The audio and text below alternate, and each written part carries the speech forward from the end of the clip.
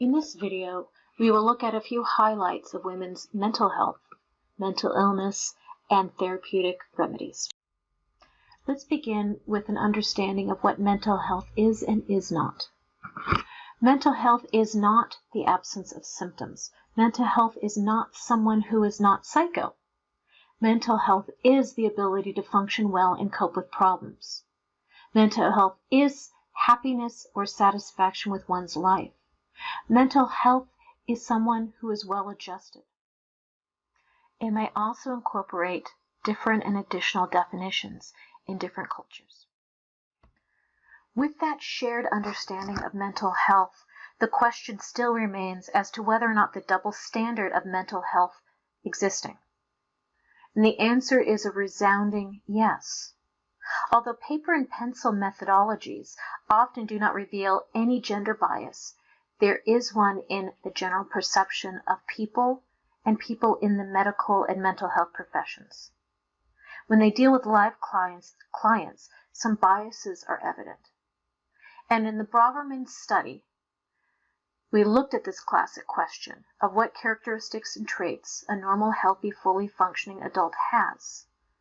And the answers were surprising in 1970, and these answers are the same ones we continue to get in 2020 from follow-up research. Compared to a mentally healthy adult, a normal, healthy woman is more susceptible, less independent and adventurous, more easily influenced, less aggressive and competitive, more excitable in crisis, more easily hurt, more emotional, more vain about her appearance, less objective, and less interested in math and science than a normal, healthy man. So you may say, well, that was research done in 1970.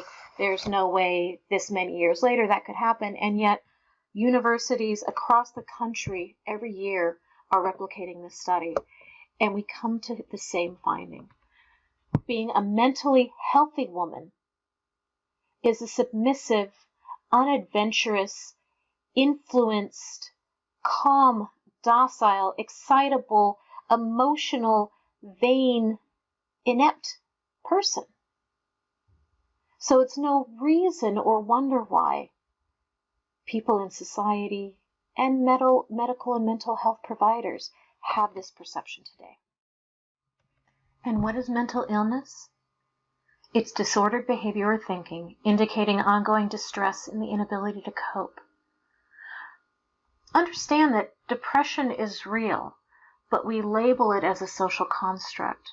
The brain cannot tell the difference in an emotional upset to heartbreak versus the breaking of something physical in one's body. So mental distress is real, it's just categorized differently. And some forms of mental illness are categorized as biological, others are environmental, and still others are a combination. What we in the mental and medical health profession look at and talk about. Psychoneuroimmunology, the understanding that what impacts your mind impacts your body, what impacts your body impacts your mind and your immune system. So at this point, I want you to pause and consider. Think about what you do when you feel depressed, when you feel sad, when you feel blue. Are your coping mechanisms adaptive or maladaptive? Do you exercise, talk to friends, run, take a bubble bath, meditate? Adaptive.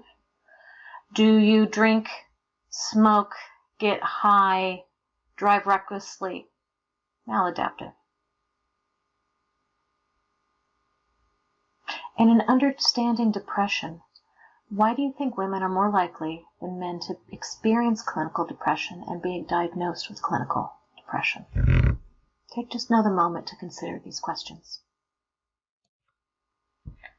Clinical depression is persistent feelings of sadness, worthlessness, inadequacies, helplessness, eating disturbances, social withdrawal.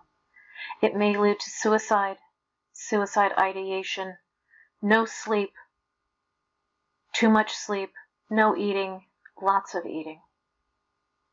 In developed countries, women are 2 to 3 times more likely than men to be diagnosed as depressed. These differences in depression appear at adolescence. Can you think about why adolescence might be a time when women begin to become more depressed than men? And yet gender differences are not obvious in developing countries. Why do you think that might be? What are differences in developed and developing countries? Is it a privilege to be depressed? Or is it that people in developing countries do not have the means to get treatment and support? The APA, the American Psychological Association's Task Force on Depression in Women, characterized poverty as a pathway to depression. And again, we know that the one thing that unifies women more than anything else is poverty. And while it might make common sense that ethnicity matters, there's no definitive evidence for differences across ethnic groups in industrialized countries. In one large study, major depression occurred in about 2% of men and 5 to 9% of women, regardless of race, education, or income groups. I will say that measuring instruments were developed for use with European Americans, and Eurocultural differences may impact their willingness to seek help from mental health systems and professionals. Yet ethnicity in and of itself is not what matters. What does matter for depression are the following: the marital status of a woman. The most mentally unwell woman in the United States is a married woman with children. Compare that to what we know as the most healthy person in the United States, and that is a married man with children. And think about why those two things are true. While you're considering this, add to it the number of children.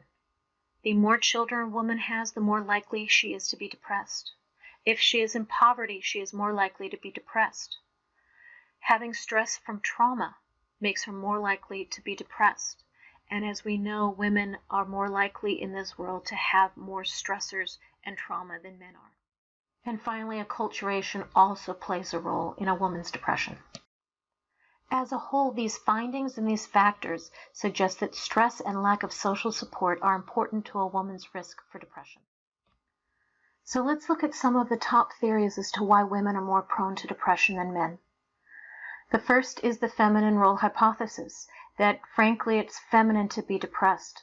When you look at rumination, distraction, learned helplessness that women go through, Bromberger and Matthews in 1996 tested 4 feminine characteristics as predictors: limited instrumentality, exaggerated expressiveness, tendencies towards self-focus, and suppression of angry feelings all add to depression. The next one is the idea of relationship difficulties, that women are more sensitive than men to disruptions in relationships. Women are more likely to silence the self to protect the relationship, leaving women more vulnerable to depression. The stress hypothesis states that women experience more stress than men do. Women have more stressful life events, and that women live through chronically stressful conditions of violence, poverty, and gender role strain at much higher levels than men do.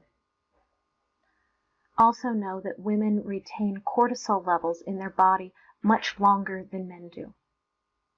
Finally, the hormone hypothesis, that women are more susceptible to depression because of hormone changes associated with menstruation, pregnancy, childbirth, and menopause. It's important to note that cross-cultural research disputes the hormone hypothesis.